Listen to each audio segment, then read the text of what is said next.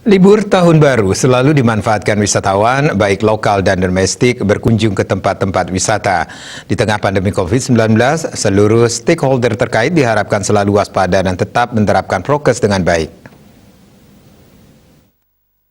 Memasuki hari libur panjang yakni Natal dan Tahun Baru Nataru, masyarakat diharapkan tetap waspada terkait serangan balik COVID-19 sehingga tidak menimbulkan klaster baru. Masyarakat harus selalu menjaga jarak dan selalu waspada dengan selalu ingat pesan ibu dengan menerapkan 3M yakni wajib memakai masker, wajib mencuci tangan dengan sabun di air mengalir, wajib menjaga jarak dan menghindari kerumunan.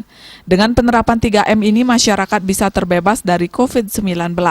Seluruh stakeholder terkait baik wisatawan, pemandu, dan pihak lainnya agar bisa bersama-sama saling mengingatkan. Masyarakat harus bijak di dalam memanfaatkan liburan Nataru ini. Pandemi COVID-19 belum berakhir, dengan penerapan prokes yang baik, klaster penyebaran COVID-19 bisa dicegah. Daerah tujuan wisata di Bali diharapkan siap dengan segalanya terkait penerapan prokes.